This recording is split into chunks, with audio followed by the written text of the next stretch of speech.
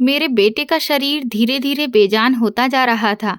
उसकी बाजू से गाढ़ा लाल खून तेजी से बह रहा था और अस्पताल की सफेद फर्श को रंगता जा रहा था। मैं कांपते हाथों से डॉक्टर के सफेद कोट को पकड़ चुका था। डॉक्टर साहब, भगवान के लिए मेरे बच्चे को देख लीजिए, उसकी सांसें उखड़ रही हैं। मेरी आवाज गिड़गिड़ाहट में बदल चुकी थी। डॉक्टर ने बेरहमी से मेरा हाथ झटक दिया और साफ शब्दों में बोला, ये पुलिस केस है। कानून के मुताबिक पहले रिपोर्ट दर्ज होगी, तभी इलाज होगा। मैं ये रिस्क नहीं ले सकता। इतना कहकर वो आगे बढ़ गया। डॉक्टर साहब, जब तक पुलिस आएगी मेरा बच्चा मर जाएगा। मैं टूटे हुए लहजे में बोला, मैं आपके पैर पड़ता हूँ, उसे बचा लीजिए। मेरी पत्नी ये सुनते ही पागलों की तरह चिल्लाने लगी और अचानक फर्श पर गिर पड़ी। तभी महिला वार्ड से एक लेडी डॉक्टर तेजी से बाहर निकली। यहाँ इतना शोर क्यों मचाया जा रहा है? उसकी नज़र स्ट्रेचर पर पड़े मेरे बेटे पर पड़ी, फिर हम पति पत्नी की हालत पर। वो एक पल के लिए ठिठक गई। उसने मेरी ओर देखा। उसकी आंखों में अजीब सी चमक और पहचान थी। ये मरीज मेरा भाई है, उसने दृढ़ता से कहा। उसका इलाज तुरंत शुरू किया जाए। पुलिस को मैं खुद देख लूंगी। मेरा नाम रूपेश है। मेरा रिश्ता ऐसे घराने से है जहां गरीबी हमारी दहलीज पर हमेशा ही अपने पैर जमाए रखती थी, लेकिन मैंने कभी भी इस गरीबी को अपनी खुददारी पर हावी नहीं होने दिया था। मैं मेहनत मजदूरी करता और अपनी बीवी और बच्चों का पेट पालता था। भगवान ने मुझे 5 बेटियों की खुशियां दी थीं। लोग कहते हैं कि बेटियां बोझ होती हैं, मगर मेरे लिए मेरी बेटियां मेरे दिल का सुकून थीं। जब मैं सारा दिन ईंट उठाकर या सीमेंट की बोरियां लाद कर थका हारा घर लौटता था, तो मेरी छोटी छोटी बच्चियां दौड़कर मेरे पास आती और मुझे पानी का ठंडा गिलास देती। उनकी मासूम मुस्कुराहट, उनकी प्यारी प्यारी बातें मेरी सारी थकान मिटा देती थीं। मैं दिल से भगवान को धन्यवाद कहता था कि उन्होंने मुझे इतनी प्यारी बेटियां दी हैं। मगर मेरी पत्नी आशा की सोच मुझसे थोड़ी अलग थी। ऐसा नहीं था कि वो बच्चियों से प्यार नहीं करती थी, मगर उसके दिल में हमेशा एक कमी मौजूद रहती थी। वो अक्सर रात को सोते वक्त मुझसे कहती, रूपेश, हमारी 5 बेटियां हो गई हैं। अब तो कम से कम भगवान हमें एक बेटा दे दे जो हमारे बुढ़ापे का सहारा बन सके। इन बेटियों को तो एक दिन पराए घर चले जाना है। कल को जब हम बीमार होंगे या फिर लाचार होंगे तो कौन होगा जो हमारी सेवा करेगा और हमें पानी पिलाएगा? मैं उसे हमेशा समझाता था कि आशा, तुम भगवान के फैसले पर इस तरह सवाल मत उठाया करो। बेटियां तो आशीर्वाद होती हैं, और फिर आगे की जिंदगी कैसे कटेगी ये तो सब भगवान के हाथ में है। उसका कोई ना कोई रास्ता वो खुद ही निकाल देंगे। शायद आशा की प्रार्थनाएं आसमान तक पहुंच गई थीं। 5 बेटियों के बाद भगवान ने हमारी सुन ली और फिर हमारी गोद में भी एक प्यारा सा बेटा आया। उस दिन मेरी खुशी का कोई ठिकाना नहीं था। पूरा मोहल्ला जानता था कि रुपेश के घर 5 बेटियों के बाद बेटा हुआ है। मैंने अपनी हैसियत से बढ़कर मिठाई खरीदी और बांटी। आशा तो खुशी से फूली नहीं समा रही थी। वो बेटे को गोद से नीचे ही नहीं उतारती थी। उसका मानना था कि अब हमारा भविष्य सुरक्षित हो गया है। बेटे का नाम हमने आर्यन रखा। आर्यन के आने से घर में जैसे खुशियां दोगुनी हो गई थीं। अब दिक्कत सिर्फ घर के खर्चों की थी। महंगाई के इस दौर में मजदूर की दिहाड़ी से 6 बच्चों और पति पत्नी का पेट पालना मुश्किल हो रहा था। बेटियां बड़ी हो रही थीं और उनकी पढ़ाई के खर्च भी लगातार बढ़ते जा रहे थे। मैं अक्सर परेशान रहता था कि अपनी आमदनी कैसे बढ़ाई जाए। मैं एक छोटी सी पुरानी परचूनी की दुकान में भी हिस्सेदार था, मगर वहां से इतनी आमदनी नहीं होती थी कि घर की गाड़ी बेहतर तरीके से चल सके। एक दिन मैं अपने पुराने दोस्त मनोज से मिला, जो शहर के एक सरकारी गर्ल्स कॉलेज में क्लर्क था। उसने मेरी परेशानी सुनी तो बोला, रूपेश यार, तुम कब तक यहाँ वहाँ धक्के खाते रहोगे? हमारे कॉलेज की कैंटीन के ठेके का टेंडर निकलने वाला है। पिछला ठेकेदार काम छोड़ गया है। तुम क्यों नहीं कोशिश करते इसके लिए? वहाँ कमाई अच्छी है और काम भी इज्जत का है। उसकी बात सुनकर मेरे दिल में उम्मीद की किरण जागी। मैंने कहा, लेकिन मनोज भाई, उसके लिए तो बहुत पैसों की जरूरत होगी और मेरे पास तो जमा पूंजी के नाम पर कुछ भी नहीं है। मनोज ने मुझे हिम्मत दी, तुम बिल्कुल भी फिक्र मत करो, बस कुछ पैसे एडवांस में जमा करवाने होंगे, बाकी तुम हर महीने किस्तों में भी दे सकते हो। लेकिन ये मौका अपने हाथ से मत जाने देना, ये तुम्हारी जिंदगी बदल सकता है। मैं घर आया और फिर आशा से इस बारे में सलाह मशवरा किया। वो तुरंत तैयार हो गई। बोली, रूपेश, ये तो बहुत अच्छा मौका है। कॉलेज की कैंटीन में तो बहुत कमाई होती है। लड़कियां शौक से खूब सारी चीजें खाती हैं। आप किसी न किसी तरह से इंतजाम करिए। बहुत सोच विचार के बाद मैंने एक फैसला किया।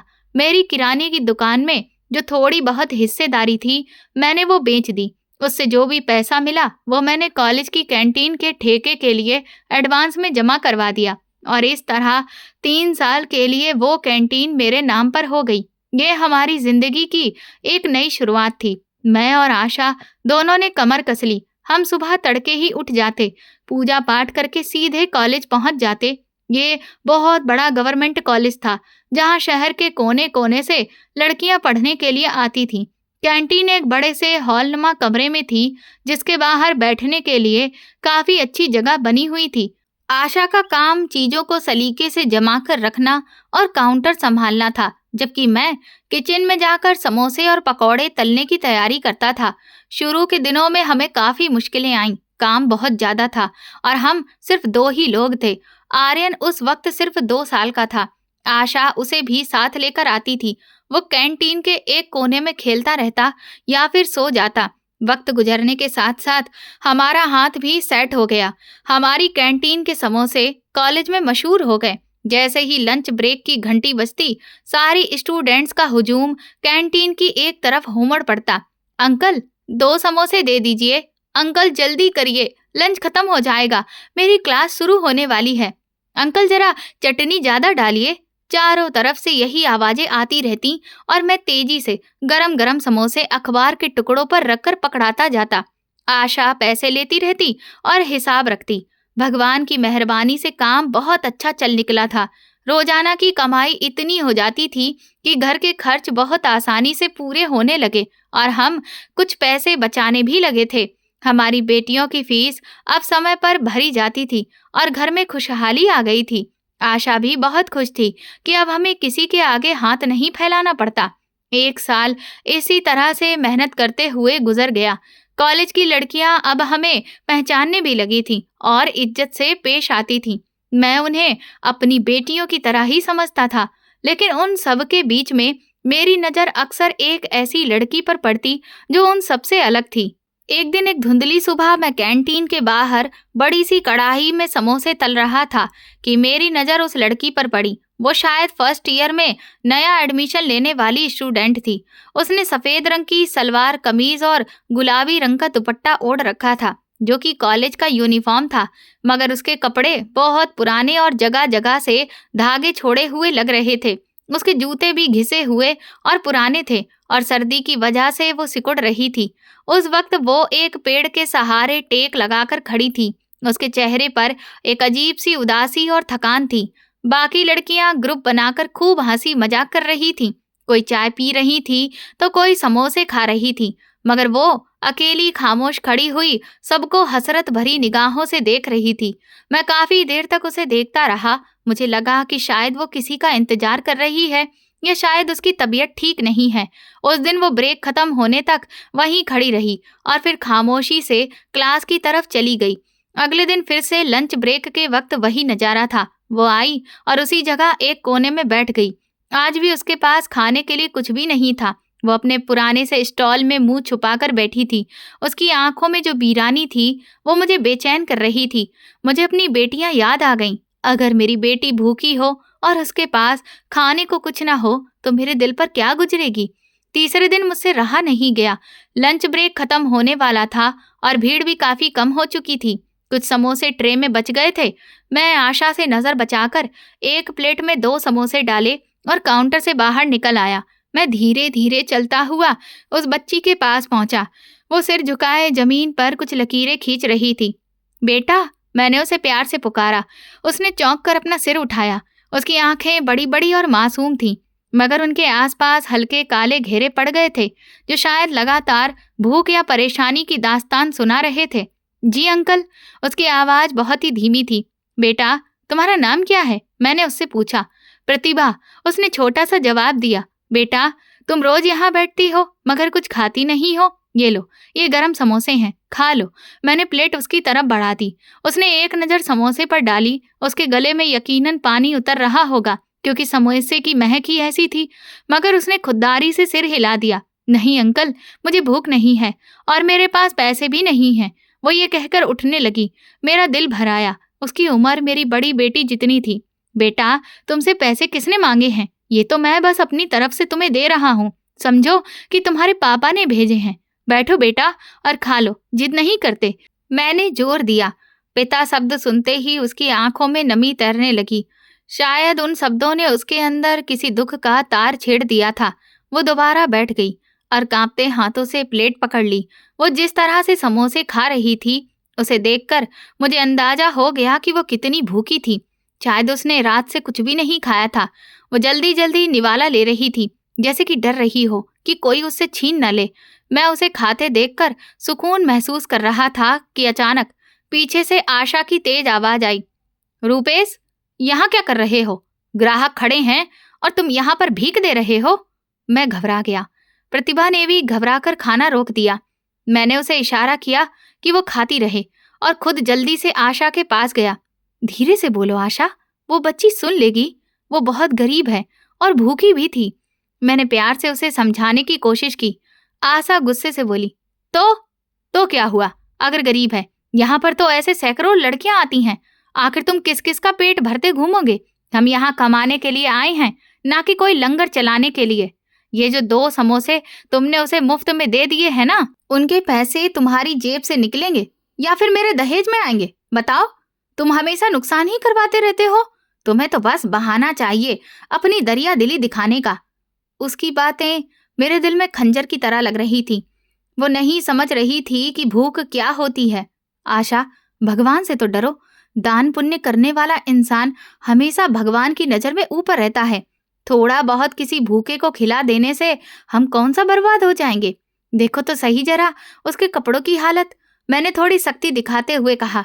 आशा कुछ और बड़बड़ाती रही और फिर बर्तन जोर जोर से पटकने लगी। मैं वापस अपने काम पर लग गया, लेकिन मेरी नजर बार बार प्रतिभा की तरफ उठ रही थी। जब वो जल्दी से आखिरी निवाला लेकर उठ रही थी तो उसने मेरी तरफ एहसानमंद नजरों से देखा और फिर वहां से चली गई। उस दिन के बाद तो ये रूटीन बन गया। प्रतिभा लंच ब्रेक के वक्त आती और किसी कोने में बैठ जाती। मैं मौका मिलते ही बचे हुए या कभी कभी ताजा समोसे भी उसे पकड़ा देता। वो कभी इनकार करती तो मैं उसे कसम खिला देता। वो खामोशी से खा लेती और फिर मुझे दुआ देती हुई चली जाती। आशा को जब भी ये पता चलता तो वो नया तूफान खड़ा कर देती। तुम्हें तो कभी अकल ही नहीं आएगी। अपना फायदा उस लड़की पर लुटा रहे हो। वो रोज मुफ्त का माल उड़ाने के लिए यहाँ आ जाती है और तुम हो कि तुरंत पिघल जाते हो। कल को हमारे बच्चे भूखे मरेंगे तो फिर तुम देखना। आशा की उन बातों पर मैं खामोश रहता। मैं उसे कैसे समझाता कि किसी भूखे को खाना खिलाने से हमारे पास पैसे कम नहीं होते बल्कि बढ़ते ही हैं। जब भी मैं प्रतिभा के चेहरे पर पेट भरने के बाद का सुकून देखता तो मुझे लगता कि मेरी कमाई में और ज्यादा बढ़ोतरी हो रही है। इसी तरह दिन हफ्तों में और हफ्ते महीनों में बदल गए। सर्दियां खत्म हुई और गर्मियां आ गईं। प्रतिभा अभी भी उसी पुराने यूनिफॉर्म में आती थी। उसके पास शायद दूसरी यूनिफॉर्म नहीं थी। एक दिन भयंकर बारिश हो रही थी। कॉलेज में उस दिन काफी कम बच्चे आए थे, लेकिन कैंटीन पर भीड़ थी। लड़कियां पकौड़े अपनी फरमाइशें बताकर बनवा रही थीं। मैं कढ़ाई के धुएं और गर्मी में पसीने से भीगा हुआ था। आशा काउंटर पर व्यस्त थी। तभी मैंने देखा कि प्रतिभा बारिश में भीगती हुई बरामदे में आई। वो पूरी तरह से गीली हो चुकी थी और ठंड से कांप रही थी। आज शायद उसके पास छाता तो दूर, सिर छुपाने के लिए किताब भी नहीं थी। वह एक कोने में सिमट कर खड़ी हो गई। उसके होंठ नीले पड़ रहे थे। ये देखकर मेरा दिल तड़प उठा। मैंने जल्दी से चाय का एक गर्मा गर्म भरा हुआ कप और साथ में 2 समोसे प्लेट में रखकर लाया। आशा उस वक्त एक स्टूडेंट से बहस कर रही थी, इसीलिए उसका ध्यान कहीं नहीं था। मैं तेजी से प्रतिभा के पास गया।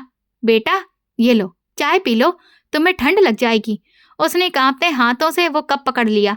कप की गर्माहट महसूस करते ही उसके चेहरे पर कुछ सुकून आया। थैंक यू अंकल, आप मेरे लिए भगवान से कम नहीं हैं। उसके ये शब्द मेरे कानों में रस घोल गए। मैंने उसके सिर पर हाथ रखा। बेटी, भगवान तो वो है ऊपर वाला जो हम सबको देख रहा है। हम तो बस इंसान बनने की कोशिश कर रहे हैं। अभी मैं ये बात कह ही रहा था कि तभी पीछे से आशा की आवाज गूंजी। रूपेश, अब चाय भी मुफ्त में बांटना शुरू कर दी है? मैंने मुड़कर देखा तो आशा गुस्से से लाल हो रही थी। आज शायद घर में मेरी खैर नहीं थी, लेकिन मुझे इसकी कोई चिंता नहीं थी। मुझे खुशी थी कि आज फिर से मैंने एक जरूरतमंद की मदद की थी। लेकिन मैं नहीं जानता था कि ये छोटी सी भलाई आने वाले वक्त में मेरी जिंदगी में क्या तूफान या क्या सुकून लाने वाली थी। वक्त बड़ी खामोशी से अपना जाल बुन रहा था और धीरे धीरे गुजरता चला जा रहा था। और इस गुजरते वक्त के साथ मेरी और आशा की नोक झोंक भी रोजमर्रा का हिस्सा बन चुकी थी। कैंटीन का काम बाहर से बहुत अच्छा दिख रहा था, लेकिन महंगाई के उस समय में खर्चे इस कदर बढ़ चुके थे कि संभालना मुश्किल हो गया था। आशा हर शाम गल्ले से पैसे निकालती तो उसके माथे पर चिंता की लकीरें साफ दिखने लगती। वो एक एक पैसे का हिसाब जोड़ती और फिर मुझे सामने खड़ा कर देती। रूपेश, आज फिर हिसाब गड़बड़ है। मैंने खुद देखा था कि तुमने समोसे की 2 प्लेटें उस लड़की को दी और 1 रुपया भी नहीं लिया। तुम कब सुधरोगे? आशा गुस्से में कॉपी बंद करते हुए बोली। उसका चेहरा लाल हो रहा था। मैं उसे समझाने के लिए नरमी से उसके पास बैठ गया। आशा, वो बच्ची अनाथ सी लगती है, बहुत मजबूर है। तुमने उसके जूते देखे थे? एड़ियां घिस चुकी हैं। अगर हम 2 समोसे उसे खिला देते हैं तो भगवान इसका फल हमें हमारी औलाद के रूप में देगा। देखो, हमारा आर्यन कितना स्वस्थ है, हमारी बेटियां कितनी संस्कारी हैं। ये सब भगवान की कृपा से ही तो है। आशा ने झुंझलाकर हाथ हटा दिया। तुम्हारी ये इमोशनल बातें मेरी समझ से बाहर हैं। मुझे बस इतना पता है कि अगर हमने पैसे नहीं बचाए तो कल बेटियों की शादी में मुश्किल होगी। और उस लड़की को आदत पड़ गई है, अब वो हक समझकर लेने लगी है। आशा की बात सुनकर मैं चुप हो गया। मैं उसे कैसे बताता कि प्रतिभा ने कभी मुंह से कुछ मांगा ही नहीं था। वो बस आकर चुपचाप बैठ जाती थी और मेरी आंखें उसकी जरूरत समझ लेती थीं। फिर भी आशा अपनी जगह गलत नहीं थी। एक माँ और घर संभालने वाली औरत होने के नाते उसे भविष्य की चिंता खाए जा रही थी। इसी तरह 2 साल बीत गए। मौसम बदलते रहे, तेज गर्मी और ठंडी हवाएं आती रहीं और चली गईं। इन 2 सालों में प्रतिभा रोज बिना नागा कैंटीन आती रही। वो फर्स्ट ईयर से सेकेंड ईयर में पहुंच गई थी। उसके कपड़े अभी भी वही पुराने और सादे थे, लेकिन उसकी आंखों में पढ़ने की एक अलग सी लगन थी। मैंने कभी उससे उसके घर के हालात नहीं पूछे, क्योंकि मैं जानता था कि किसी की मजबूरी कुरेदने से उसका दर्द और बढ़ जाता है। हमारे बीच एक खामोश सा रिश्ता बन गया था। मैं उसे खाना देता और वो आंखों ही आंखों में धन्यवाद कहकर चली जाती। फिर परीक्षाओं का समय आ गया। कॉलेज में भीड़ कम हो गई। छात्राएं पढ़ाई के लिए घरों में रहने लगीं। प्रतिभा आखिरी बार आई थी। उस दिन वो कुछ ज्यादा उदास लग रही थी। उसने समोसे खाए और जाते जाते रुक गई। अंकल, आपका बहुत धन्यवाद। मेरे पेपर शुरू हो रहे हैं, शायद अब कॉलेज ना आ सकूं। आपने मेरे लिए जो किया मैं जिंदगी भर नहीं भूलूंगी। उसकी आवाज भर आई थी। मैंने प्यार से उसके सिर पर हाथ रखा। बेटा, भगवान तुम्हें सफल करे। मन लगाकर पढ़ना और कभी हिम्मत मत हारना। वो चली गई और फिर सच में दोबारा नहीं आई। रिजल्ट आया, नया साल शुरू हुआ, लेकिन प्रतिभा फिर नजर नहीं आई। मैं अक्सर ब्रेक के समय उस कोने की ओर देखता जहां वो बैठती थी और वहां खालीपन महसूस होता। मुझे चिंता रहने लगी कि पता नहीं वो पास हुई भी या नहीं, आगे पढ़ पाई या गरीबी ने उसकी पढ़ाई रुकवा दी। लेकिन मेरे पास उसका कोई पता या नंबर नहीं था, इसलिए मैं सिर्फ भगवान से प्रार्थना कर सकता था। आशा हालांकि खुश थी कि चलो एक मुफ्त में खाने वाली से छुटकारा मिला और अब नुकसान नहीं होगा। प्रतिभा के जाने के कुछ समय बाद हमारी जिंदगी में भी बड़ा बदलाव आया। कॉलेज प्रशासन ने कैंटीन का ठेका दोबारा देने का फैसला किया। मुझे उम्मीद थी कि 3 साल की मेहनत और बिना शिकायत के काम की वजह से ठेका हमें ही मिलेगा, लेकिन उस दौर में मेहनत से ज्यादा पैसे और पहचान काम आती है। नीलामी के दिन मैं बहुत उम्मीद लेकर गया था, लेकिन मेरी सारी उम्मीदें तब टूट गईं जब एक बड़े व्यापारी ने मुझसे दोगुनी बोली लगा दी। रकम इतनी ज्यादा थी कि मेरी हैसियत से बाहर थी। कॉलेज वालों ने ज्यादा पैसे देखकर ठेका उसी को दे दिया और हमें 1 हफ्ते में कैंटीन खाली करने का आदेश मिल गया। वो दिन मेरे और आशा के लिए किसी आफत से कम नहीं था। 3 साल की मेहनत, पसीना और सपने सब यही जुड़े थे। ये जगह हमारे लिए दूसरे घर जैसी हो गई थी। आशा फूट फूट कर रो पड़ी। रूपेश, अब क्या होगा? हम कहाँ जाएंगे? इतनी मुश्किल से हालात संभले थे, अब फिर वही परेशानियां। मैंने उसे ढांढस दिया। हालांकि मेरा दिल भी डूब रहा था। भगवान मालिक है आशा, जब एक रास्ता बंद होता है तो वो और रास्ते खोलता है। हमने सामान समेटा, कढ़ाइयाँ, चूल्हे और बर्तन सब एक लोडिंग रिक्शे में रख दिए। कॉलेज के गेट से निकलते वक्त मैंने पीछे मुड़कर कैंटीन को देखा तो आंखें भर आईं। वहां मेरे समय और यादों का बड़ा हिस्सा छूट रहा था, खासकर प्रतिभा जैसी बच्चियों की यादें, जिन्हें मैंने अपनी हैसियत भर सहारा दिया था। कॉलेज छूटने के बाद मेरे पास इतनी पूंजी नहीं थी कि कोई बड़ा काम शुरू कर सकूं। उन 3 सालों में घर अच्छे से चला, लेकिन बचत नहीं हो पाई। जो थोड़े बहुत पैसे थे, उनसे मैंने मोहल्ले में एक छोटी सी दुकान किराए पर ले ली, एक छोटी जनरल स्टोर। दुकान छोटी थी और ग्राहक भी ज्यादातर उधार वाले। कॉलेज की रौनक और नकद कमाई अब बस याद बन चुकी थी। आशा अब दुकान पर नहीं बैठ सकती थी, इसलिए मैं अकेला सुबह से रात तक दुकान संभालता। धीरे धीरे हालात और बिगड़ने लगे। कमाई कम थी और खर्चे बढ़ रहे थे। आर्यन अब स्कूल जाने लगा था और बेटियों की जरूरतें भी बढ़ रही थीं। कभी बिजली का बिल परेशान करता, कभी राशन खत्म हो जाता। कई रातों को जब मैं दुकान बंद करके घर लौटता तो आशा बेचैनी में मेरा इंतजार कर रही होती। आज कितनी कमाई हुई रूपेश? वो उम्मीद से पूछती। मैं जेब से गिने चुने नोट निकालकर उसके हाथ में रख देता। वो मायूसी से देखती और गहरी सांस लेती। बस इतने? इसमें तो दूध और सब्जी भी मुश्किल से आएगी। बच्चों की फीस सिर पर है। तुम कुछ और क्यों नहीं करते हो? ये दुकान हमें डुबो देगी। मैं थका हुआ चारपाई पर बैठ जाता और पानी मांगता। आशा, भगवान का शुक्र है कि इज्जत की रोटी तो मिल रही है, इसी में बरकत होगी। हालात हमेशा एक जैसे नहीं रहते। लेकिन सच ये था कि मुश्किलें बढ़ती जा रही थीं। हमारे पास कोई जमा पूंजी नहीं थी। हम जैसे कमाते वैसे ही खर्च हो जाता। अगर कोई बीमारी या बड़ी परेशानी आ जाती तो कर्ज के सिवा कोई रास्ता नहीं था। आशा का चिड़चिड़ापन बढ़ गया था। वो बच्चों पर चिल्लाने लगी और मुझसे उलझती ही रहती। उसे लगता था कि शायद मैं ठीक से मेहनत नहीं कर रहा या किस्मत ही खराब है। लेकिन मैं जानता था कि मेहनत इंसान करता है और फल भगवान देता है। उसी कशमकश में पूरे 2 साल और निकल गए। मैं अपनी छोटी सी दुकान में लगा रहा। सुबह जल्दी शटर उठाता और रात देर तक ग्राहकों का इंतजार करता। जिंदगी जैसे एक सीधी लकीर पर चल रही थी। न बहुत बड़ी खुशी, न कोई बड़ा गम। बस एक अजीब सा ठहराव था, जो किसी आने वाले तूफान से पहले की खामोशी लगता था। हमें क्या पता था कि किस्मत हमारे लिए ऐसा इम्तिहान लिख चुकी है जो हमारी जिंदगी की नींव हिला देगा। हम अपनी रोजमर्रा की छोटी छोटी परेशानियों को ही पहाड़ समझ रहे थे, जबकि असली पहाड़ तो अभी हमारे रास्ते में आने वाला था। जून का महीना था। गर्मी पूरे जोर पर थी। एक दोपहर डाकिया आया और मेरे नाम का एक लिफाफा पकड़ा गया। खोला तो वो मेरे चचेरे भाई की तरफ से बेटे की शादी का कार्ड था। शादी दूसरे शहर में थी और पूरा खानदान वहां जुटने वाला था। आशा ने कार्ड देखा तो उसके चेहरे पर हल्की सी चमक आ गई। बोली, चलो, कहीं से तो कोई खुशखबरी आई है। बहुत दिनों से हम कहीं बाहर भी नहीं गए हैं। बच्चे भी घर में जैसे कैद होकर रह गए हैं। हमें जरूर जाना चाहिए। मेरे मन में फौरन खर्चे की चिंता आ गई। सफर का किराया, शादी में नेग, सब कैसे होगा? हालत पहले ही तंग थी। मैंने अपनी मजबूरी आशा को बता दी। आशा तुरंत बोली, अरे लोग क्या कहेंगे अगर हम नहीं गए? पूरा खानदान आएगा। यही कहेंगे ना कि इतने गरीब हो गए कि भाई की खुशी में भी शामिल नहीं हो सके। मेरे पास शादी की एक सोने की अंगूठी पड़ी है, वही बेच देते हैं। वैसे भी पुरानी हो गई है।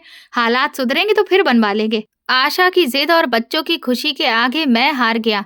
मुझे क्या पता था कि हम खुशी मनाने नहीं बल्कि जिंदगी के सबसे खौफनाक हादसे की तरफ जा रहे हैं। तैयारी शुरू हो गई। आशा ने बच्चों के लिए नए कपड़े सिलवाए। मैंने दुकान पर एक हफ्ते का ताला लगा दिया। मेरा बेटा आर्यन बहुत खुश था कि वो बस में बैठकर दूसरे शहर जाएगा। उसकी मासूम बातों ने मुझे भी कुछ देर के लिए अपनी चिंता भूलने पर मजबूर कर दिया। तय दिन हम शादी वाले घर में पहुंच गए। वहां ढोल बज रहे थे, गाने चल रहे थे। हर तरफ रोशनी और रंग बिरंगे सजावट का माहौल था। मैं अपने भाइयों और रिश्तेदारों से मिला। सब बड़े प्यार से मिले। कुछ देर के लिए मेरी गरीबी और परेशानियां कहीं पीछे छूट गईं। मेहंदी की रात थी। छत पर नौजवान लड़के नाच रहे थे। मेरा बेटा आर्यन भी वहीं बच्चों के साथ खेल रहा था। मैं नीचे आंगन में मेहमानों के साथ बैठा खाना खा रहा था। तभी अचानक ऊपर से गोलियां चलने की आवाज आई। शादियों में हवा में फायरिंग करना हमारे यहाँ आम बात थी, इसीलिए पहले तो मैंने ध्यान नहीं दिया, लेकिन आवाजें लगातार आ रही थीं और बहुत पास से लग रही थी। दिल में अजीब सी घबराहट होने लगी। तभी ऊपर से चीख पुकार सुनाई दी, बंद करो, किसी की जान चली जाएगी, नीचे ले जाओ, नीचे ले जाओ। किसी के चिल्लाने की आवाज आई। मेरे हाथ से थाली गिर गई, गला सूख गया और दिल जैसे मुंह को आ गया। एक डर ने मुझे जकड़ लिया। मैं पागलों की तरह सीढ़ियों की तरफ दौड़ा। दिल जोर जोर से धड़क रहा था और दिमाग में सिर्फ एक ही नाम गूंज रहा था, आर्यन।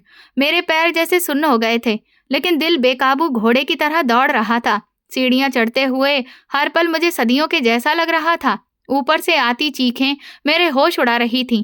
कानों में अभी भी गोली चलने की आवाज गूंज रही थी, जिसने शादी की खुशियों को मातम में बदल दिया था। जब हाँफता हुआ मैं छत पर पहुंचा तो वहां का मंजर देखकर मेरी रूह कांप गई। लोग इधर उधर भाग रहे थे, कुर्सियां पलटी पड़ी थीं और एक कोने में भीड़ जमा थी। मैं पागलों की तरह उस भीड़ को चीरता हुआ आगे बढ़ा। हटो, हटो, मेरा बेटा है। आवाज गले में अटक गई। जैसे ही नजर जमीन पर पड़ी, मेरे पैरों तले से जमीन खिसक गई। मेरा 7 साल का मासूम बेटा आर्यन खून में लथपथ पड़ा था। उसके सीने के दाहिने तरफ से खून बह रहा था। आंखें खुली थीं, लेकिन उनमें जान नहीं थी और सांसें टूट सी रही थीं। आर्यन, मेरे बच्चे! मैं चीखता हुआ उसके पास गिर पड़ा और उसे बाहों में भर लिया। उसका शरीर अभी गर्म था, लेकिन चेहरा पीला पड़ चुका था। ये किसने किया? किसने गोली चलाई? मैं बदहवास होकर चिल्ला रहा था। आसपास खड़े हुए लड़के सहमे हुए थे। पता चला कि हवाई फायरिंग करते वक्त किसी के हाथ से पिस्तौल फिसल गई और सीधी गोली मेरे बेटे को लग गई। जिसके हाथ से गोली चली थी, वो तो डर के मारे वहां से भाग चुका था। उस वक्त मुझे उस इंसान की कोई परवाह नहीं थी। मेरे लिए सिर्फ मेरे बेटे की जान मायने रखती थी। मुझे गाड़ी चाहिए, कोई गाड़ी निकालो, भगवान के लिए। मैं रोते हुए भाइयों और रिश्तेदारों की तरफ देखने लगा। सब घबराए हुए थे। मेरे चचेरे भाई ने तुरंत कार की चाबी निकाली और चिल्लाया, जल्दी करो, इसे नीचे लेकर आओ, अस्पताल चलते हैं। मैंने आर्यन को गोद में उठा लिया। उसका वजन मुझे महसूस ही नहीं हो रहा था। मेरे कपड़े उसके खून से भीग चुके थे। सीढ़ियां उतरते हुए मेरे मुंह से लगातार भगवान से प्रार्थना ही निकल रही थी, हे भगवान, मेरे बच्चे को बचा ले। मैंने कभी किसी का बुरा नहीं किया, मेरी मदद करो। जैसे ही नीचे आंगन में पहुंचे, आशा की नजर हम पर पड़ गई। ऊपर के शोर से वो पहले ही घबराई हुई थी। आर्यन को मेरी गोद में खून से सना देखकर उसके मुंह से दिल चीर देने वाली चीख निकल गई। हाय, मेरा बच्चा! मेरे बेटे को क्या हो गया? वो दौड़कर मेरे पास आई और आर्यन के चेहरे को छूने लगी। ये खून कैसा है? बोलो, मेरे बेटे को क्या हुआ है? आशा, संभलो, हमें अस्पताल जाना है, रास्ते से हटो, मैं रोते हुए बोला और उसे एक तरफ किया। हम गाड़ी की पिछली सीट पर बैठ गए। आशा रोती बिलखती दूसरी तरफ बैठ गई। मेरा भाई गाड़ी स्टार्ट कर चुका था और गाड़ी तेज रफ्तार से सड़क पर दौड़ पड़ी, लेकिन मुझे लग रहा था कि जैसे गाड़ी रेंग रही हो। आर्यन का सिर आशा की गोद में था और मैं अपने हाथों से उसके जख्म को दबाए हुए था ताकि खून बहना रुक सके। आशा पागलों की तरह आर्यन का नाम पुकार रही थी। आर्यन बेटा, आंखें खोलो, देखो माँ पास है। मगर आर्यन कोई जवाब नहीं दे रहा था। उसकी सांसें बहुत धीमी हो रही थीं। भाई, गाड़ी तेज चलाओ, इसकी सांसें जवाब दे रही हैं। मैंने अपने भाई को पुकारा। वो लगातार हॉर्न बजा रहा था, मगर शहर का ट्रैफिक हमारे सब्र की परीक्षा ले रहा था। हर लाल बत्ती मुझे मौत का संदेश लग रही थी। अगर मेरे बेटे को कुछ हुआ तो मैं जिंदा नहीं रहूंगी। हम क्यों आए इस मनुष्य शादी में? मैंने तुरंत कहा, मैंने कहा था ना कि पैसे नहीं है, मत जाओ। तुमने मेरी बात ही नहीं मानी। मैं आशा को सिसकियों के बीच कोसता जा रहा था। मेरा एक एक शब्द उसके दिल पर हथौड़े की तरह बरस रहा था। सच में, अगर आशा मेरी बात मान लेती और हम न आते तो आज ये दिन न देखना पड़ता। मेरे हाथों पर मेरे बेटे का गर्म खून जमता जा रहा था। ये वही हाथ थे जिन्होंने हमेशा मेहनत की थी, कभी किसी का हक नहीं मारा था, कभी गलत कमाई नहीं की थी। मैं भगवान से शिकायत नहीं कर रहा था, बस गिड़गिड़ा रहा था, हे भगवान, मेरी बेटियों के सिर से भाई का साया मत छीनना। हम गरीब लोग हैं, हम इतना बड़ा दुख सह नहीं पाएंगे। 15 मिनट का वो सफर मुझे 15 साल जितना लंबा लगा। आखिरकार अस्पताल की इमारत नजर आई। गाड़ी इमरजेंसी गेट के सामने रुकी। मैंने दरवाजा खोला और आर्यन को उठाकर अंदर दौड़ा। डॉक्टर, कोई है यहाँ? मेरे बेटे को देखिए। मेरी आवाज पूरे हॉल में गूंज गई। स्ट्रेचर लेकर 2 वार्ड बॉय मेरी तरफ आए। उन्होंने आर्यन को स्ट्रेचर पर लिटाया और अंदर की ओर भागे। मैं और आशा उनके पीछे दौड़े। अस्पताल की हवा में दवाइयों की तेज गंध और लोगों के रोने चिल्लाने की आवाजें भरी थीं, मगर मेरे कान सिर्फ डॉक्टर की आवाज सुनना चाहते थे, जो कह दे कि मेरा बेटा बच जाएगा। आर्यन को इमरजेंसी रूम में ले जाया गया। वहां मौजूद ड्यूटी डॉक्टर आगे बढ़ा और उसने आर्यन को देखा। उसने उसकी कमीज हटाकर जख्म देखा। ये तो गोली का जख्म है। डॉक्टर चौंक कर मेरी तरफ देखने लगा। जी डॉक्टर साहब, वो शादी में हवाई फायरिंग हुई थी, इसे गोली लग गई है। भगवान के लिए इलाज शुरू कर दीजिए, इसका बहुत खून बह चुका है, मैंने हाथ जोड़कर कहा। डॉक्टर ने अपने हाथ पीछे कर लिए और नर्स को इशारा किया कि वो भी पीछे हट जाए। देखिए, ये पुलिस का मामला है। नियम के मुताबिक जब तक पुलिस नहीं आती और रिपोर्ट दर्ज नहीं होती, हम इलाज शुरू नहीं कर सकते हैं। ये मेडिकल केस बनेगा। डॉक्टर के शब्द मेरे कानों में पिघले शीशे की तरह उतरे। आप ये क्या कह रहे हैं? जब तक पुलिस आएगी मेरा बच्चा तो मर जाएगा। आप डॉक्टर हैं, आपका काम जान बचाना है या फिर पुलिस का इंतजार करना? मैं गुस्से और दर्द में चिल्ला पड़ा। भावुक होने की जरूरत नहीं है, ये नियम है। अगर हमने गोली निकाल दी और बाद में जांच हुई तो फिर हमारा लाइसेंस रद्द हो सकता है। हम ये जोखिम नहीं ले सकते। आप थाने जाकर पुलिस को लेकर आइए, डॉक्टर ने ठंडे लहजे में कहा और फाइल बंद कर दी। डॉक्टर साहब, मैं गरीब आदमी हूँ, मैं किसी पुलिस वाले को नहीं जानता, मैं दूसरे शहर से आया हूँ, मुझे कानून का नहीं पता। मुझे बस इतना पता है कि मेरा बेटा मर रहा है, आप उसे बचा लीजिए, मैं आपके पैर पकड़ता हूँ।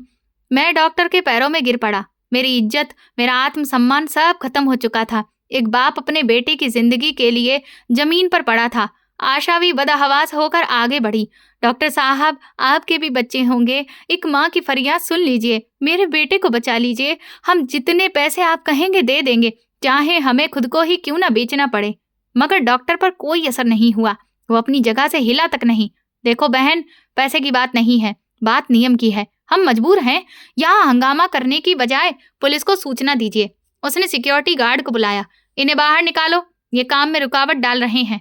गार्ड आगे बढ़ा और मुझे बाजू से पकड़कर खींचने लगा। नहीं, छोड़ो मुझे, मैं अपने बेटे को छोड़कर नहीं जाऊंगा। आर्यन, आर्यन, ये कहकर मैंने स्ट्रेचर का पाया कसकर पकड़ लिया। आर्यन का चेहरा पूरी तरह सफेद पड़ चुका था। उसकी सांसें बहुत हल्की चल रही थीं। जिंदगी उसके शरीर से रेत की तरह फिसलती जा रही थी। मेरा भाई और बाकी रिश्तेदार भी डॉक्टर से हाथ जोड़कर विनती कर रहे थे, मगर अस्पताल का स्टाफ पत्थर दिल बन चुका था। वहां मौजूद दूसरे मरीजों के परिजन तमाशा देख रहे थे। कोई भी हमारी मदद के लिए आगे नहीं आया।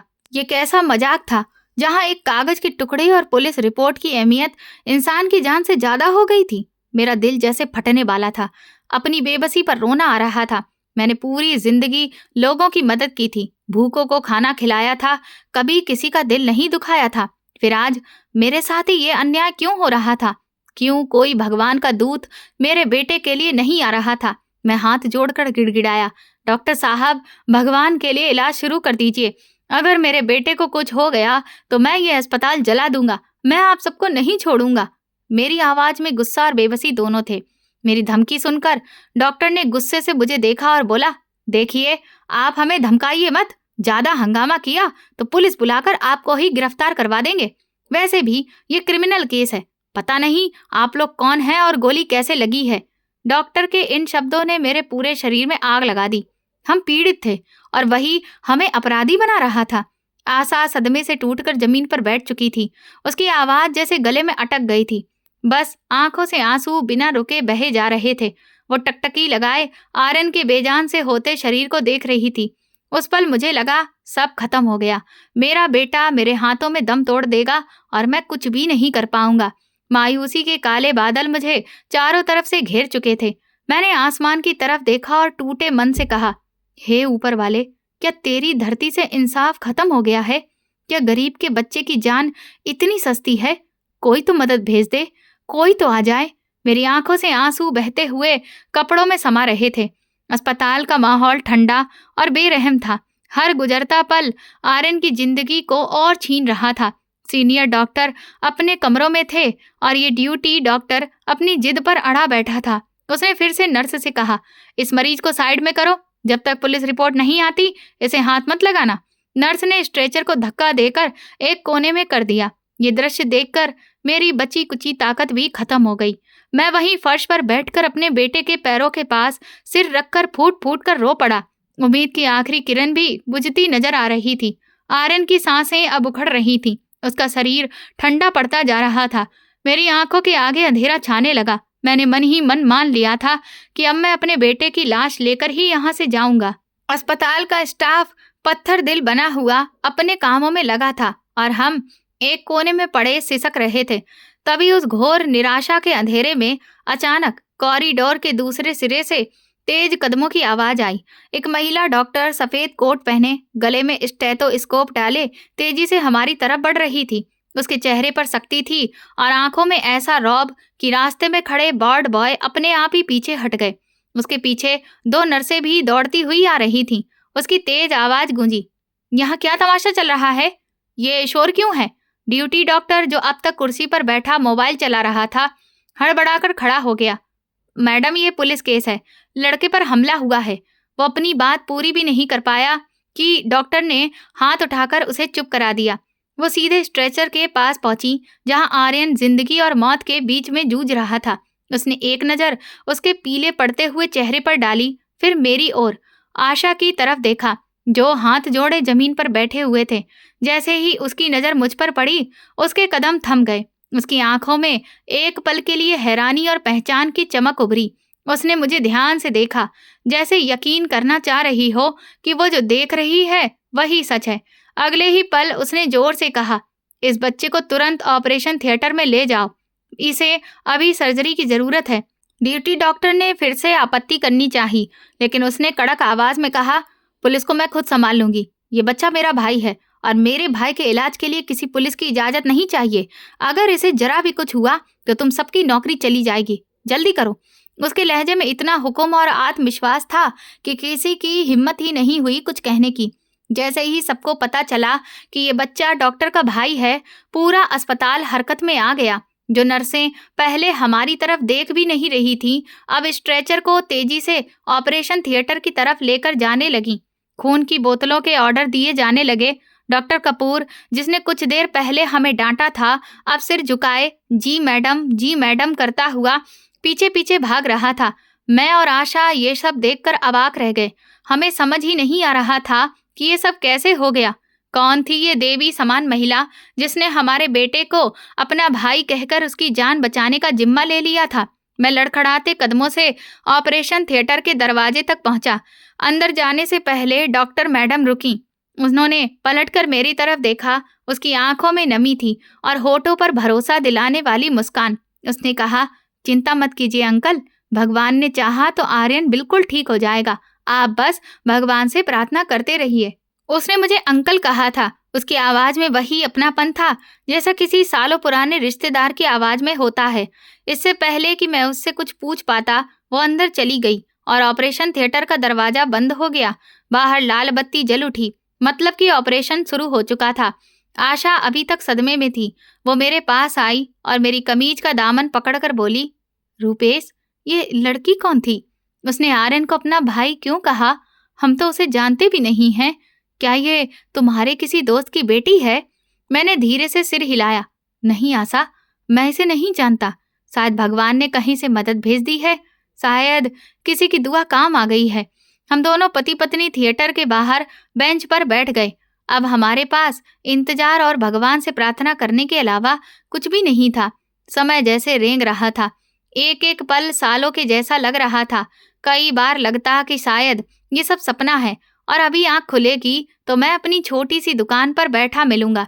लेकिन अस्पताल की दीवारों पर लगे पोस्टर, दवाइयों की गंध और मशीनों की आवाज मुझे बार बार हकीकत का एहसास दिला रही थी। करीब 3 घंटे बीत गए। ये 3 घंटे मेरी जिंदगी के सबसे लंबे घंटे थे। अंदर मेरा बेटा जिंदगी और मौत से लड़ रहा था और बाहर मैं अपनी बेबसी से। आखिरकार ऑपरेशन थिएटर के बाहर लगी लाल बत्ती बुझ गई और हरी बत्ती जल उठी। मेरा दिल जोर जोर से धड़कने लगा। दरवाजा खुला और वही महिला डॉक्टर बाहर निकली। उसने चेहरे से मास्क हटाया। माथे पर पसीने की बूंदें थीं, लेकिन चेहरे पर सुकून था। मैं और आशा तेजी से उसकी ओर बढ़े। डॉक्टर साहब, मेरा बेटा। मेरी आवाज कांप रही थी। उसने मुस्कुराकर सिर हिलाया। बधाई हो अंकल, ऑपरेशन सफल रहा। गोली निकाल दी गई है। और अब वो खतरे से बाहर है। थोड़ी देर में उसे होश आ जाएगा। इतना सुनते ही आशा वहीं जमीन पर बैठकर भगवान का धन्यवाद करने लगी। मेरी आंखों से खुशी के आंसू बह निकले। जिस बेटे के लिए मैंने उम्मीद छोड़ दी थी, वो अब बच गया था। मैंने कांपते हाथों से उस डॉक्टर का धन्यवाद करने के लिए हाथ जोड़ दिए। बेटी, तुमने मेरे घर का चिराग बुझने से बचा लिया। मैं गरीब आदमी हूँ, तुम्हारा ये एहसान जिंदगी भर नहीं उतार पाऊंगा। मैं झुककर उसके पैर छूने ही वाला था कि उसने तुरंत मेरे हाथ पकड़ लिए। अरे अरे अंकल, ये आप क्या कर रहे हैं? पिता अपनी बेटियों के पैर नहीं छूते। आप तो मेरे लिए पिता समान हैं। उसकी बात सुनकर मैं ठिठक गया। मैंने ध्यान से उसके चेहरे को देखा। वही आंखें, वही मासूमियत, वही लहजा। मेरे दिमाग में पुरानी यादों का दरवाजा खुल गया। अचानक मुझे सब याद आ गया। प्रतिभा, मेरे मुंह से अपने आप निकल गया। क्या तुम वही प्रतिभा हो? कॉलेज वाली बच्ची? उसकी आंखों में आंसू आ गए। उसने सिर हिलाकर कहा, हाँ अंकल, मैं वही प्रतिभा हूँ। वही लड़की जिसे आप रोज लंच ब्रेक में बचे हुए समोसे खिलाते थे। वही जिसके पास खाने तक के पैसे नहीं होते थे। मैं सन्न रह गया। मेरे सामने खड़ी या आत्मविश्वास से भरी डॉक्टर वही डरी सहमी पुराने कपड़ों में रहने वाली प्रतिभा थी। मुझे यकीन नहीं हो रहा था कि समय ने ऐसा मोड़ लिया है। आशा भी हैरानी से उसे देख रही थी। तुम तुम वही लड़की हो?